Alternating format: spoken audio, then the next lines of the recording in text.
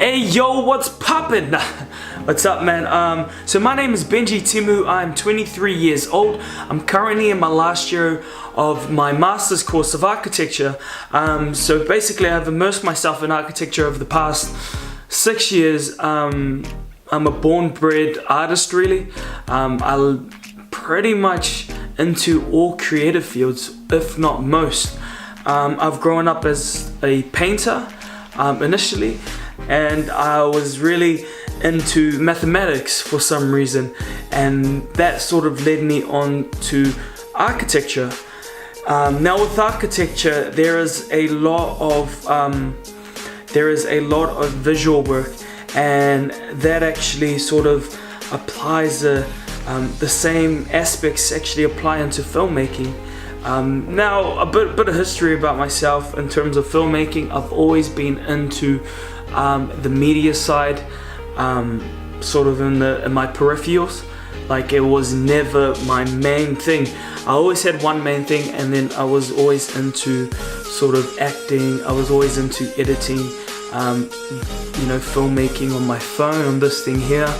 And I think this is one of the most powerful devices that anybody can have. So basically about 3 years ago, I was given the opportunity to make an architectural film. Now this was filmmaking through the lens, for an architectural lens.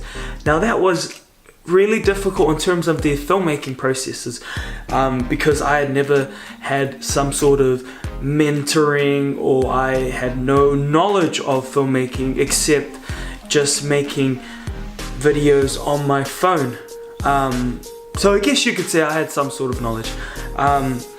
And from there, 2014, I grew this curiosity deep within me, sort of sparked of filmmaking and this passion.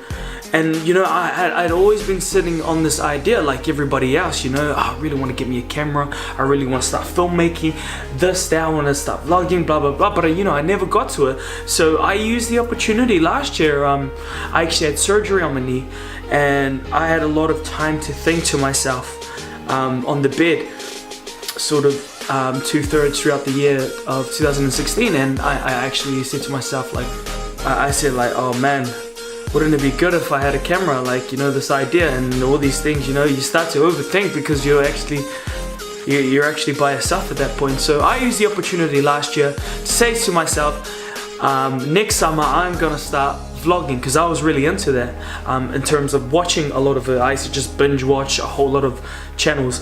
So fast forward a couple of months later, in December, I brought my first camera, and that's when I knew, like, wow, like, I've actually taken that first step. And I think that first step is actually the hardest for me. So I brought the camera, I set it up, and then I started doing stuff, and then from there, a sort of multitude of opportunities had come up. A lot of people have been asking me, wow, I've seen your videos, I've seen the way that you edit and stuff, why don't you come along and start filming other stuff? And a couple of them were paid jobs, so I was kind of like, whoa, like, I hadn't even known this for a couple of months. So anyways, I got a little bit more serious. I started buying more stuff, started accumulating more gear, started buying tripods, started buying microphones. I bought another camera, which is so expensive. Oh my gosh, I'm still paying it off. But it goes to show that over the past 6 months, my passion for filmmaking is just out of this world. I've been producing a video every single week this year alone, and for me that is quite an achievement, because even making one video, I remember that video that I had made in 2014, and I had been sitting on this video for so long and just, like, taking all the props, like, man, dude, you're so good. But then now it's kind of like I had made myself accountable to making a video every single week. I've only missed 1 week this whole year, so that sort of comes up to maybe like just over 20 videos so far. Okay, I'm blabbering on too much. All right. What have I made? So I've made vlogs, I've made wedding videos, I've vlogged birthdays, entertainment, all sorts of stuff. It all depends. Like a lot of people have been hitting me up and been saying like, yo, we've got this event on, so I'll just go along and then start filming it. In terms of making actual professional films, not much, but I've assisted in a couple back in school. You know, I didn't even take media in school, which is weird, like, and I'm doing this. It's so weird. In terms of what I hope to achieve in the future, it's actually a little bit weird. I really want to I want to let everybody know that there is this opportunity to become a filmmaker, everybody. Because you sort of rewind back a couple of decades, like a few decades ago, not many people would have had the opportunity to actually start filmmaking because equipment was so expensive. Microphones, you know, stabilizers, mounts, and all that stuff, and cameras so expensive in itself.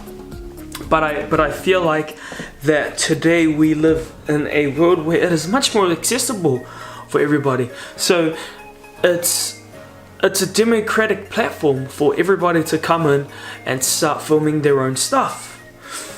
Alright, let's go to the next one. Where have your films been screened?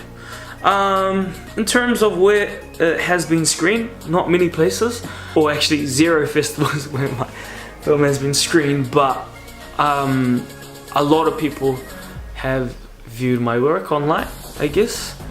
I get a lot of direct messages, you know, saying like, oh dude, I saw your work, and some people even come up to me in public and like, aren't you the guy? And it's like, whoa, I was not expecting that. Like, seriously, I'm all about just making films for my own passion, so I'm a little bit selfish in this sense.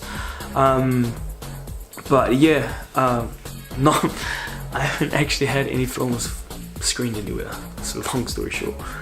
Alright, what have I won? Obviously, if it hasn't been filmed anywhere, then I haven't won anything. Why am I good at teaching other youth? First of all, I am a tutor at architecture school. I've been a tutor for about 2 years. Before that, I was actually working for... Well, I wasn't working, I was actually volunteering for an organization called The Roots. Now, what The Roots essentially is we aim to, or as a collective, the kaupapa of it is to keep to our roots, creativity, and less waste. So you sort of combine that all up together, and intergenerational. So this is working with younger people, even older people as well, because you know one of the kaupapa of the organization is intergenerational. So we work with youth to try and educate them on the issues of waste and what you can actually use with it. So for a matter of fact, when I was working with them, it was quite amazing because you know, the Roots had taught me all these things. Prior to coming into this group in 2013, I didn't know anything about waste. So you know, I was actually one of the rangatahi that had actually come in to sort of pick at the mentors' brains, and then slowly but surely I became one of those mentors, and I began to teach kids the importance of waste through making things, you know, this creative aspect of the kaupapa. And then yeah, so I've actually worked with a lot of kids. We did a 5-day workshop in Whangaparoa College, which was one of the biggest projects that we had ever done, and this was turning bamboo, tires, concrete, lights and all this was during the end of the year into huge sculptures that, you know, that were installed into their schools. So it was freaking phenomenal. It was amazing. I'm pretty sure there are a lot of pictures online, but yeah, that was one of the projects we had done, and that sort of shows how good I am in terms of working with youth. I was also a prefect at school, so that was really good. I was also the leader of the Samoan group as well back in school, and I also did a couple of dances. I'm also sort of a dancer as well, Samoan dancer. I would see myself as pretty confident, and I was never always this confident as well. I was always actually quite shy as a kid, and you know, as sort of the years had progressed, for some reason I started to step out of my shell and have a taste of what it actually feels like to be confident and what you can actually achieve being confident. So that was, you know, that was really useful for me. But yeah. Next one, a team player. I would say I'm a team player. However, I also like to work individually, but I also like to have, what's the word, input from sort of external people. So this is like, you know, if I have a film, I like other people to sort of criticize it fairly, but not to the sense where your whole intuitive is to bring them down, and I highly believe in criticism as well. I mean, in architecture school, I've been criticized like literally maybe like 30 to 40 times, and this is a process that we go through in architecture school, which is called a critique, where we put up our work, we show it to people, we show them our narrative, what our design is, and this and that. And I think this is also exactly the same with filmmaking. And you know, you can either go two ways. You can either take that criticism and sort of transform it in your own way, or you can actually, you know, become a level 1 listener, which is like, you don't want to listen to anybody because you believe in yourself. It's subjective that this is the best work you've ever produced. And I think, you know, there is some truth to that, but you know, sort of an overview of all of that, I think it's not that great, because some of the best produced films, work, art is produced with a fair amount of criticism and a lot of external advice. So yeah. Alright. Have I worked in a team environment in the past? I have worked in a team environment in the past. At the moment I am part of a media club in East Auckland, and what our main thing to do is we're trying to create an incubator space. So basically a space where a lot of the youth and East Auckland are able to come in and start producing work. So yeah, that's what we're trying to do. What does collaboration mean? Collaboration means to me, okay, it's a little bit difficult. It sort of depends. When you collaborate, you have a set of values, the other person has a set of values, and you combine it. It's not, I don't see it like this. You have a set of values, you focus on that. This person has this set of values and he's better at this, so he focuses on that. I think there is this combination between the two. You need to sort of put it together in order for something to get better.